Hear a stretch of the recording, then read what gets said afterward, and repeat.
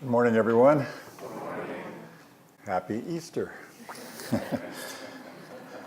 It feels a little strange for me to be offering a Dharma talk on Easter Sunday because my experience of speaking on Easter has always been sermons in churches, mainly 50 years ago when I was pastor of the American Protestant Church in Antwerp, Belgium. But actually, when I think about it, it really isn't that strange at all. Because if there's one thing that I've come to treasure in my years here at the Wan Temple, it's the realization that in the words of Chong San, the second Grand Master of Wan Buddhism, the central truths taught in Christianity and in Buddhism and probably most of the world religions, in his words, all derive fundamentally from a single source. The paths may be different, but the destination is the same. Today, Christians celebrate the resurrection of Jesus. He who died, who was crucified, and who Christians believe was resurrected. What better time for this transformation to be celebrated than in the spring when all of nature comes alive with new color and growth, right? At least yesterday we had it. In the Easter story, we see illustrated a universal mythic theme that I've referred to many times here, called the De Profundis Motif. This motif says that out of the depths of darkness comes life. Out of despair comes hope. Out of failure comes opportunity. There's an urban myth that in Chinese graphology, the symbol for crisis is composed of a combination of the symbols for danger and opportunity. Turns out that this isn't actually true. Not literally. But I think psychologically it is true. The De Profundis motif suggests that without danger, there might not be opportunity. Light has no meaning without dark. Life has no meaning without death, and so forth. And this theme permeates mythology, literature, theater, I think life itself. It reflects a very basic truth. This morning, I want to talk about one aspect of this truth as it applies to human character and behavior: the importance of perseverance in the face of diversity. So the topic of my talk is, it's never too late. I remember a few years ago seeing a bumper sticker on a car that caught my eye. It said, "It's never too late to have a happy childhood." Now, at first glance, that seems rather absurd, doesn't it? If your childhood was miserable and unhappy, you can't undo that. You can't relive it. But I think that's looking at things too literally. If we look at this statement symbolically, I think it's saying something that our Buddhist practice teaches us, and that is that our history does not determine our future. Even Freud, the founder of psychoanalysis, who taught that human character is largely formed by age 5 or 6, did not feel that history is destiny. His life work was devoted to working with patients to help them move beyond the pain of early trauma and abuse. He believed in the resilience of the human psyche and the importance of perseverance and moving forward, not being forever stuck in the past. Now, negative and painful experiences obviously do affect us, and sometimes profoundly, and they take their toll. And to feel the hurt and grief from such experiences is normal and I think even necessary. But those experiences do not define us. And the challenge that I think we all face many times in our lives is to keep those bad experiences from shaping our expectations of what lies ahead in the future. Today is the first day of the rest of my life. A simple statement, but I think it's also profound. And I have always found this to be one of the most helpful and hopeful Buddhist teachings. That whatever has happened to me or to the society in which I live in the past does not have to determine what's going to happen henceforth. It does not have to be repeated in the future. I think most of us believe this, but I think it's not easy to put it into practice. The danger is that when things do not go well, for example, the current political situation in this country, we can easily fall into pessimism or cynicism. I think that's happened to a lot of people in the last year. So the question I really want to address this morning is, how can we avoid that? When things are really bad, how can we keep from falling into despair and cynicism? When I look at Buddhist teachings and at the insights of modern psychology in addressing this issue, I find that both place great emphasis on the importance of cultivating perseverance. A Zen proverb says, "Fall 7 times, stand up 8." The Buddha said there are only 2 mistakes one can make along the road to truth: not starting and not going all the way. And the Wan master Sote-san said, "Those who have made a great vow to the great way should not hope to accomplish it quickly. With quick steps, one cannot walk a long distance. With an impatient mind, one cannot achieve the great way. That tall tree is the result of a small shoot growing for many years without decaying. Buddhas and bodhisattvas are the result of accumulating merits over a long period of time without going back on their original vow."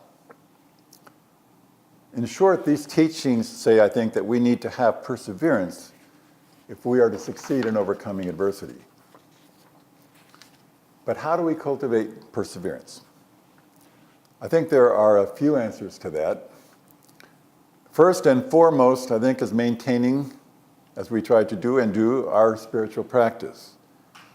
Daily meditation and mindfulness clearly help us to become more centered, more patient. And I think it's out of patience that comes the ability to persevere. But also our attitude and our will play a big part in this. To persevere in the face of challenges and adversity, we have to believe that with that perseverance, we will prevail. A term that's used a lot in psychology today, I'm sure you're all aware of it and have used it, is a self-fulfilling prophecy. And this means simply that our expectations affect the outcome of our experiences.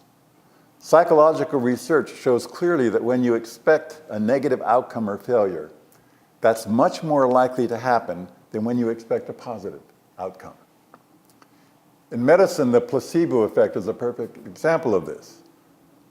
In many tests, when patients are given a sugar pill to treat an illness and are told they've been given a pharmaceutical agent, their health improves almost as much as those patients who were given the actual medicine. The expectation of being healed plays a huge role in bringing about the healing, the desired result. This applies not only to medicine, but to almost every aspect of our lives. A psychologist, and I can't remember his name, in the 1960s, studying the relative effectiveness of different modes of psychotherapy, discovered that the single greatest indicator of whether a patient in the end was helped and got better in therapy was whether that patient expected to be helped when they started therapy. He suggested that in the final analysis, that expectation was more important than the competence of the therapist. It's fascinating, isn't it? Tells us a lot about the power of the brain and the thought processes that generate from our brains. For example, some of the greatest athletes attribute their success to practicing positive visualization before a game or a match. Michael Jordan, who was arguably the best basketball player of all time, spent much time before each game visualizing his shots, seeing them go through the basket in his mind's eye. He felt that this visualizing contributed largely to his success. Current brain studies, which are at the cutting edge of modern neuropsychology, indicate that the neural pathways in our brains are affected profoundly by our conscious thoughts. This is something we've only really become aware of in the last 20 years or so. If your brain is stuck in a cycle of negative thinking, such as, I'm no good, I'll never be any good, I'm going to fail, nothing good is going to happen, nothing good is going to come out of this, brain scans have shown that if you replace those negative thoughts with positive ones, no, I will not fail, I can do this thing, things can change, even when you don't believe the positive thought, but just go through the motions, simply thinking it has the effect of changing the neural pathway in your brain. Think of these patterns of negative thought being like a bicycle that is going around in a muddy circle, digging deeper and deeper ruts as it goes. When you change the thought patterns, it's like the bicycle escaping the rut and going off in another direction, which creates the possibility of finding a healthier, more positive path. The thing that I find most fascinating and encouraging by this is that you don't even have to believe in the more positive thought to change the neural pathways in the brain and to override the negative rut that you've been stuck in. So there is some truth to the saying, fake it and you'll make it. Of course, that doesn't solve the problem, but it creates a new opportunity to think and act differently. This is the first moment of the rest of my life. So I'm suggesting that negative thinking and negative expectations are probably a major, maybe the greatest hindrance to cultivating the patience and perseverance that will lead to positive change. Thoughts like, this won't work because it hasn't worked in the past, or it's too late, why bother, it's not worth it, can be the biggest barriers to positive change. I'm not suggesting that there aren't times when realistically it is probably too late to change a bad or unfortunate situation. I think it's important to be realistic too. But I think we often too easily equate realism with pessimism. The least desirable result may seem to be the most realistic, when in fact, in many instances, it isn't. As a therapist, I've seen this a lot in my work with the clients that I've worked with for more than 40 years. I've done a lot of marriage counseling, and many couples have come in saying, it's too late. This marriage can't be saved. There's too much irreparable damage. Too much water has gone under the bridge. And sometimes that is true. And then my job becomes that of trying to help them find a way to separate peacefully with minimal malice or harm. But there have been a number of times when with couples that I've related or treated, relatively small but important changes in communication patterns, or simply developing more empathy for each other's feelings has turned things around and they found a way to essentially start over. Now, needless to say, that never occurs quickly or easily and requires perseverance. I found that interestingly, a lot of the communication problems that occur between couples as well as other family members or friends may be due largely to personality differences that have not been acknowledged or understood. How often have you heard someone say, I really wanted to say such and such to him or her, but I couldn't find the words then, and now it's too late? It happens a lot. If you've ever taken the Myers-Briggs Test, which I'm guessing many of you have, you're aware that using a Jungian typology, it indicates whether one is more introverted or extroverted, a thinking type or a feeling type, an intuitive type or a sensation type. I personally score as an INF, an introverted, intuitive, feeling type. Though when I recently retook the test, I came out more as an extrovert. So you can change. You can change. When two people are different types, using that kind of typology, which is often the case, especially in couples, and that may be the result of both nature and nurture, their brains will be programmed to respond differently. For example, a sensation type, and especially a feeling sensation type, will usually have an immediate emotional response to what is said to them. It's like they wear their feelings on their sleeve.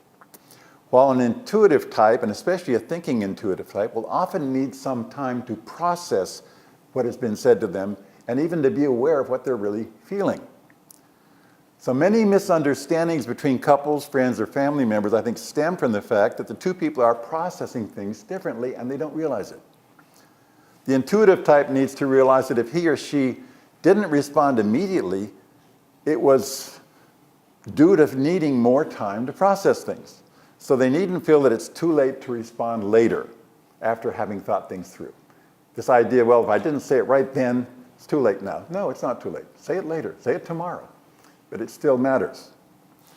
And in those situations, the sensation type needs to understand that their intuitive partner is not being just difficult or provocative, but they really haven't been able to access their feelings. They don't really know quite yet what they are feeling. In my experience, understanding this kind of typological difference can often help communication, especially in couples, and it can help avert unnecessary fights or confrontations. But misunderstandings are not always the result of typological differences. Often when we're dealing with prolonged struggles in family dynamics, especially with grown children or with aging parents, these two situations seem to be the ones where it comes up the most, we may find ourselves thinking, it's too late, he or she's never going to change.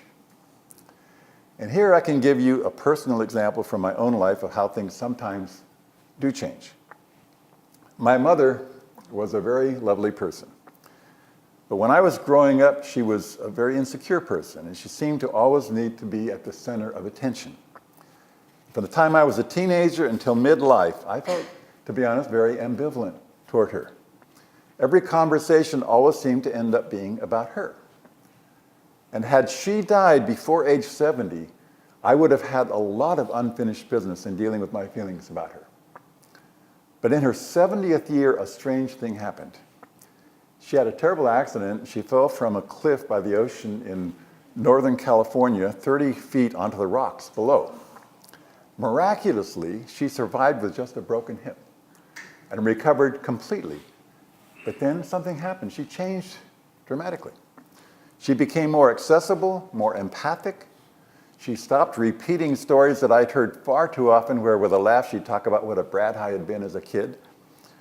And those stories which I had heard for decades and hated suddenly stopped. My mother became much more tuned into what I was feeling, and we became close, maybe for the first time. And when she died 18 years later, I felt nothing but love for her, no ambivalence.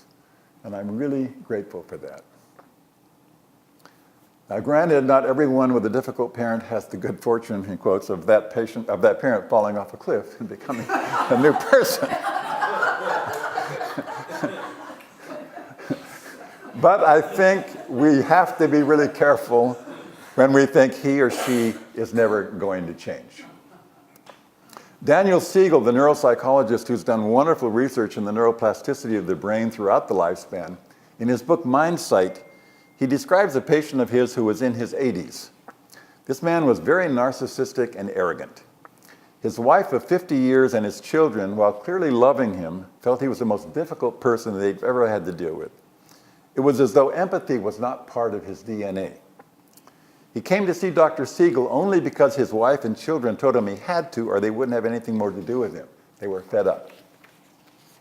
In working with this man, Dr. Siegel said it was apparent that this man's behavior was controlled far too much by the rational left side of his brain. So he set out to work on helping him to experience and develop the right side of his brain, the side that controls emotions, creativity, and empathy. After 6 months of work with Dr. Siegel, this man's behavior began to change, first gradually, and then more steadily and dramatically. And his wife reported to Dr. Siegel that for the first time in more than 50 years, she felt she had a compassionate, empathic husband. And the children concurred with this. Remarkable. Sometimes it's not too late for people to change, however late, whatever their age. Another issue around which we may sometimes find ourselves thinking it's too late is in evaluating our lives and what we have or have not achieved. And again, I see this a lot in my therapy practice.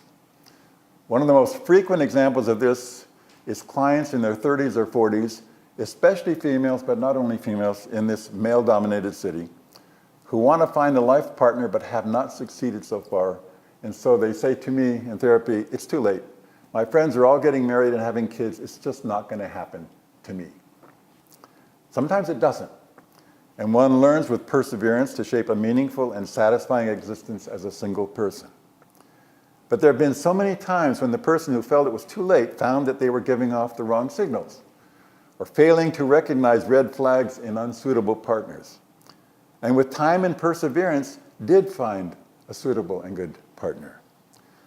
And I would add that those who were most successful at this probably were those who persevered the most.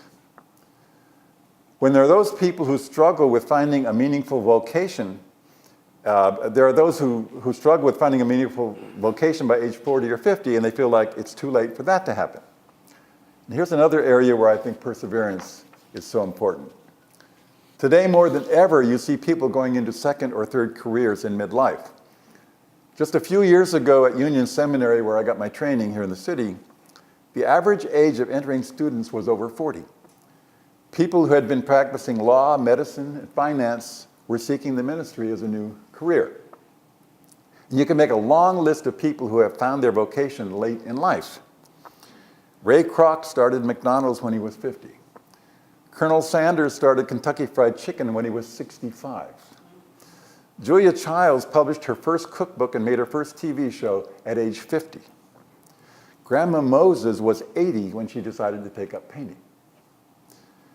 One of the coaches at Pomona College, where I went to school in California, took up tennis at age 65, and in his 70s, he led the country in his age range in tennis. And not to boast, but to just share a significant part of my own experience, I've always played the piano by ear from the time I was probably 6 or 7 years old, but never knew an augmented chord from a diminished.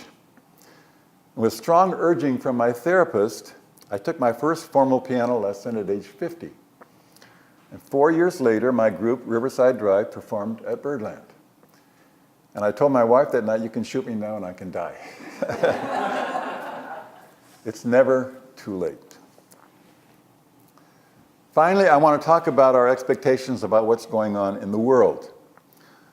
Let's face it, the last 15 months under the Trump administration have perhaps been the most difficult political time that most of us have lived through. It certainly has been for me. With President Trump doing everything he can to prevent improving the environment, healthcare, social services, immigration, and foreign policy, it's been very difficult not to be pessimistic about where our country is headed, and what kind of legacy we can hope to leave our children and grandchildren. With the damage that has been done, it may feel at times like it's too late to turn things around. But again, I don't think so. During this difficult past year, we've seen some amazing pushback and movement and change. With the Women's March in January of last year, we saw the beginning of a wonderful movement that I think is really only just getting going. In October, when Ashley Judd put herself on the line and accused Harvey Weinstein of sexual abuse, she unleashed the incredible #MeToo movement. And I think this movement has begun a permanent change in how men will treat women in our society, and particularly how men in positions of power treat women who work for them. This is just beginning, but it's gaining momentum. But perhaps the most encouraging of all to me is what we saw demonstrated last Saturday in the March for Our Lives. As my wife and I sat watching these wonderful young people addressing 800,000 people on the Washington Mall and tens of millions on TV and the internet, we were moved to tears. These kids were so poised, they thought things out so well. That 11-year-old African-American girl who said, people are going to accuse me of having been influenced by some nameless adult. No, these are my words. And in 6 years or 7 years from now, I'm going to be voting. Or the young woman who threw up twice because she was so nervous, and then finally pulled herself together and said, I just threw up on international TV, and I feel great. And then she went on to finish her presentation. These kids expressed a commitment to persevere in turning things around in this country. They are the future. And that future looks hopeful. Between now and 2020, 16 million children in this country will turn 18, voting age. And by 2024, 30 million more will turn 18. And I have great faith that these young people will be the harbingers of positive political change.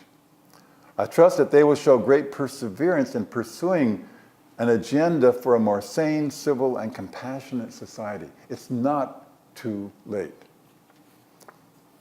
Now, I know that I'm a glass half full kind of person. My wife says I'm a dewy-eyed idealist, and that's probably true. But I'm grateful for that because it keeps hope alive in me. And I'm aware that many people are more glass half empty types. One of my sons is that way. I think that's more a question perhaps of genetics and neurological wiring than training or experience. But whatever your type and however you may be inclined toward pessimism or optimism, one thing that neurological research is teaching us clearly is that we can all benefit from consciously opposing negative thoughts and expectations. And by doing all that we can to cultivate perseverance and not giving up when things go wrong. I'm very much aware that patience and perseverance won't always bring the desired result to every difficult situation. I hope I'm enough of a realist to realize that sometimes, in spite of our best intentions and efforts, things go bad. But here's where I think our spiritual practice can help and does help. Past losses and failures, as painful as they sometimes are, and they are, do not have to dictate our future. Buddhism teaches us that we always have the option, if we persevere, of starting over, of finding new directions, creating new paths. Meditation and mindfulness have the effect of calming our souls, of making us more patient, giving us the strength and courage to persevere regardless of what has happened before. So it really is my faith that whatever life deals us, it's never too late to find new directions, new hope, new life. And for me, that is what Easter is all about. Thank you for letting me share these thoughts with you this morning.